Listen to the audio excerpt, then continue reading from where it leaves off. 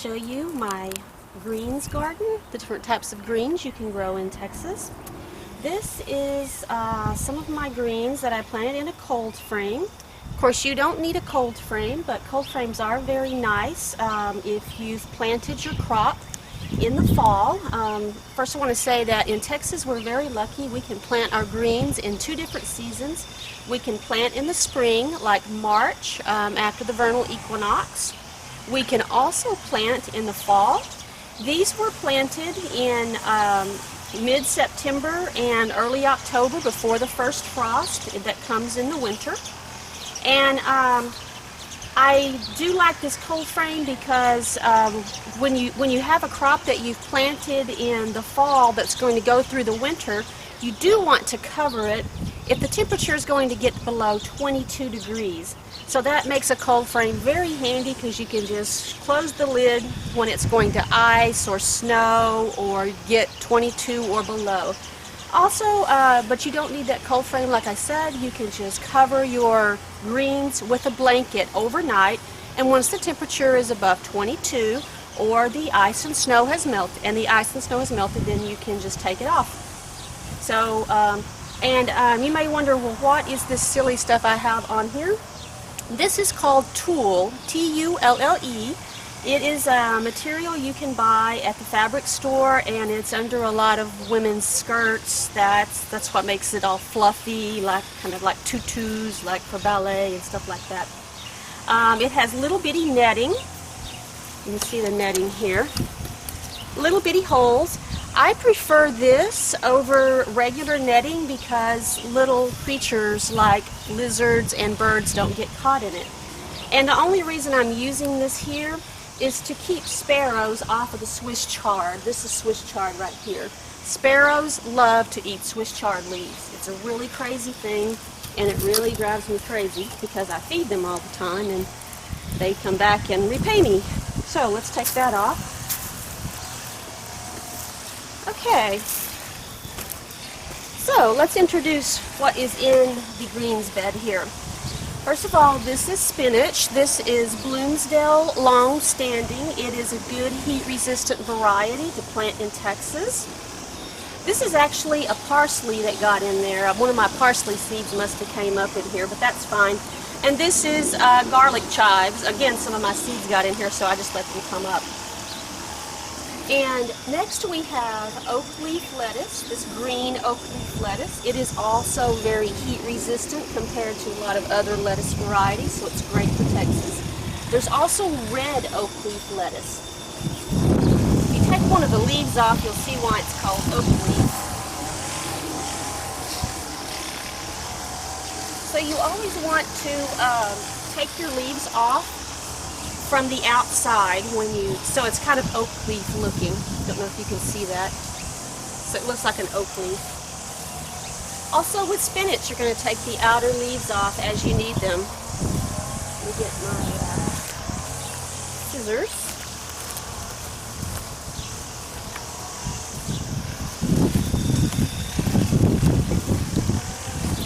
So here's how you harvest your leaves. Here's one more from the outside for the spinach. So just cut that off. Some nice spinach leaf, ready for my salad. Okay, so again we have spinach, and then we have oak leaf lettuce. And this, of course, is Swiss chard. Now this Swiss chard was recently transplanted from another bed, so it's a little behind in growth, but it's usually about 15 inches tall and has very long leaves. This is called Lights and Brights. It is a very bright colored one. You see it has yellow stems or pretty red stems. So it's very beautiful. Also, the other type of Swiss chard that has kind of a white stem, it's even more durable through the cold weather than the Lights and Brights. And finally, we have Four Seasons lettuce. This is a loose head lettuce that is an heirloom, and it's very good for Texas. Again, it's very heat resistant. I love this Four Seasons lettuce. And again, let me pick one of the leaves from the outside. Show you what that looks like.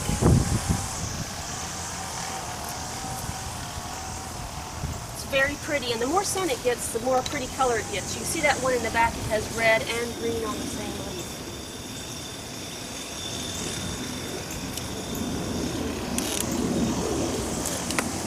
Okay, let me show you some more greens. Oh, also, another great green is called Arugula or Roquette or Rocket. It's called Arugula in Italy, it's called Roquette in France, and it's called Rocket in England and by Americans. And these are some leaves of Rocket. It is the fastest growing of the greens, so I had to go ahead and harvest it the other day. But I took these leaves out of my refrigerator. And these are really great because they have a very peppery taste, kind of like a radishy taste to these leaves. Okay, let me show you some more greens. Going over here. The Dwarf blue kale. Again, I planted these in mid-September through October, and they are. And again, when you want to harvest the leaves to eat, you just take from the outside. Cutting them with scissors is best. We also have collard greens over here. And again, I planted these in mid-September through October before the first frost. And you'll notice that they're very large now, and they're starting to try to go to seed. Once they start trying to go to seed, you need to harvest the whole plant very soon, because they'll put all their energy into making seeds, and they'll become more bitter and tough. They're not very tender anymore. So I'm going to go ahead and harvest these in the next few days. So same with your lettuce, as you'll notice that it'll start getting a little taller in the middle. When it does that, you know it's going to try to make seeds, or what they call bolt. And so again, you can cut off the top with scissors. You can cut this off a little farther down here, and you can it'll give you just a little bit more time, but then still, as the weather's warmer, it's just going to be a matter of time before your plants are just going to become not very tender and bitter. Okay, let me introduce you to the last green over here. This is mustard. This is Cherokee blue mustard. Again, this was planted in mid-September through October before the first frost. And again, I can plant all of these crops again in the spring, like this time. So again, Texas has those two growing seasons, so take advantage of them. And you're going to have them, though, a lot longer if you plant the greens in the fall, because you'll have them all during the winter, and you can have salads all winter. Now, when you plant them in the spring, your crop is not going to last as long, so before they try to bolt or go to seed, because the weather's warmer, and all of these greens are cool weather crops. To recap our different types of greens that you can grow in Texas by their leaf shape. Here we have the green oak leaf lettuce. Here we have Four Seasons lettuce. Here we have Swiss chard, the lights and brights, both the yellow stem and the red stem. And this is Kale Dwarf blue curled.